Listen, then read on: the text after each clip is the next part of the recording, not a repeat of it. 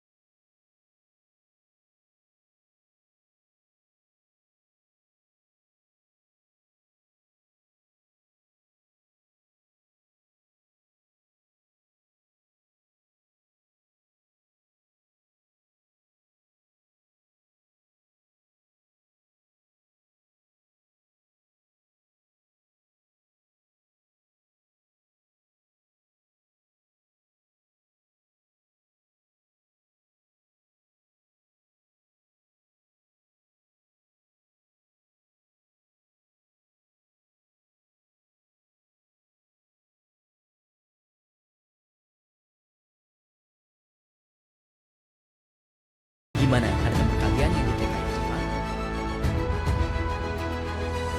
Namun pada saat yang sama, ceritanya justru berbeda di Asia Tenggara. Malaysia sempat menghentikan, membatasi, bahkan memperketat arus masuk TKI Indonesia.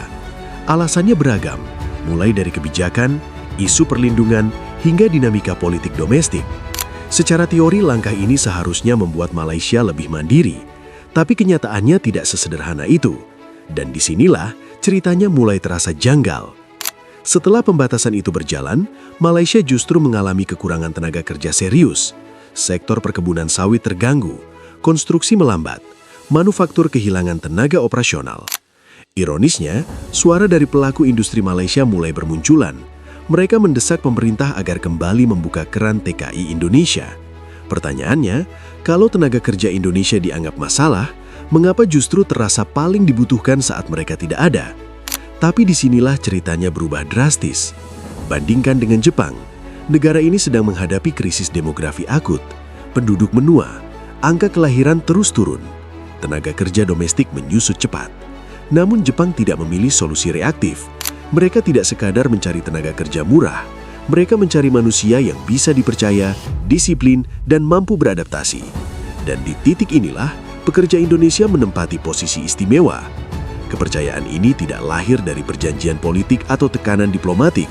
Ia tumbuh dari pengalaman sehari-hari, di pabrik, di ladang pertanian, di proyek konstruksi, hingga fasilitas perawatan lansia.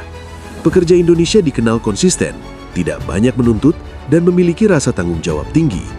Testimoni ini berulang kali muncul di media Jepang, laporan internal perusahaan, hingga percakapan warga Jepang di ruang publik dan media sosial. Bahkan yang paling jarang disorot media, banyak warga Jepang secara terbuka menyebut pekerja Indonesia sebagai pilihan utama dibanding tenaga kerja asing lainnya. Jepang itu impor tenaga kerja Indo itu banyak sekali ya. Setiap tahunnya itu sekitar ratusan ribu adalah. Dan itu naik 3 kali lipat 5 tahun ke belakang.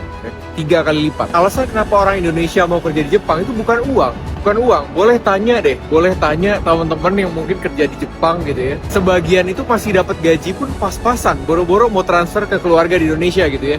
Yang pas-pasan ngepas biaya hidup pun banyak. Tapi kenapa mereka mau pindah ke Jepang? Jawaban nomor 1 adalah kehidupan yang lebih baik ya. Di sini kotanya serba rapi ya, nggak punya mobil pun kita bisa hidup, banyak stasiun kereta, kemana-mana bisa jalan, fasilitas publik juga bagus. Sementara di Indonesia, Jakarta pun paling sebagian kotanya doang yang bener-bener bagus gitu ya. Sisanya mau jalan kaki aja susah gitu. Nggak banyak orang nyinyir di sini, nggak banyak orang nggak jelas. Semuanya saling percaya, kualitas hidup juga bagus. Di sini makanannya enak, murah ya, murah. Di sini harga makanan itu cuma sekitar 50 sampai 100 ribu rupiah per makanan. Tapi gaji di sini bisa 3 sampai 5 kali lipat lebih tinggi daripada di Indonesia. Walaupun harga makanannya cuma beda-beda dikit lah ya dibandingkan Jakarta. Nah, di sini harusnya kita warga Indonesia ini, pemerintah Indonesia ini berkaca lah ya, berkaca gimana cara bikin kota, fasilitas publik yang lebih memadai lah. Jangan bangun-bangun yang nggak penting. Deputi Kemenko PM Leontinus Alpa Edison menyebut Jepang memberi perhatian khusus pada pekerja migran Indonesia berkat citra positif yang telah terbentuk selama ini. Pemerintah Indonesia menyiapkan fasilitasi perekrutan, pelatihan bahasa dan budaya Jepang, penguatan keterampilan, hingga pembiayaan keberangkatan. Menurut kamu, apa satu sifat orang Indonesia yang paling bikin negara lain percaya? Tulis pendapat kamu di kolom komentar. Namun fakta berikut ini justru membuat semuanya terlihat lebih dalam. Jepang dikenal sebagai masyarakat yang sulit ditembus oleh orang asing. Struktur sosialnya kaku, penuh aturan tidak tertulis, menuntut kemampuan membaca situasi dengan sangat baik. Tapi justru di lingkungan seperti inilah, karakter pekerja Indonesia bersinar. Sikap sopan, rendah hati, tidak konfrontatif, dan mau belajar.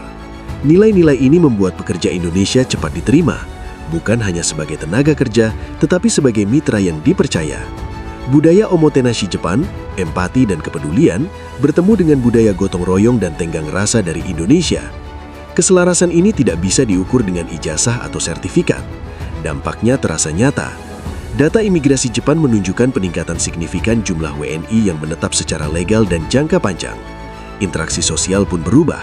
Sapaan di minimarket, kerjasama di tempat kerja, bahkan undangan ke rumah. Indonesia tidak lagi dipandang sebagai tenaga asing, melainkan bagian dari ekosistem sosial dan ekonomi Jepang. Sementara itu, Malaysia justru berada di posisi sebaliknya. Setelah menutup pintu, mereka menyadari satu hal penting. Kualitas seringkali baru benar-benar terasa setelah kehilangan. Kontras antara Jepang dan Malaysia ini memberi pelajaran besar. Jepang memilih menghargai manusia. Malaysia sempat melihat tenaga kerja sebagai komoditas, dan hasilnya terlihat jelas hari ini. Kisah ini bukan hanya tentang Jepang atau Malaysia. Ini adalah refleksi besar bagi Indonesia sendiri. Pengakuan internasional yang diraih pekerja Indonesia bukan berasal dari kekuatan politik atau ekonomi, melainkan dari karakter, etos kerja, dan nilai kemanusiaan. Di dunia yang semakin kompetitif dan pragmatis, justru kejujuran, empati, dan tanggung jawab menjadi mata uang paling berharga. Jepang telah membuktikannya, dan bagi negara-negara lain, termasuk Malaysia, kenyataan ini kini tak bisa lagi diabaikan. Kalau menurut kamu video ini bermanfaat, jangan lupa klik like, tulis pendapat kamu di kolom komentar, dan subscribe biar kamu nggak ketinggalan pembahasan di video selanjutnya.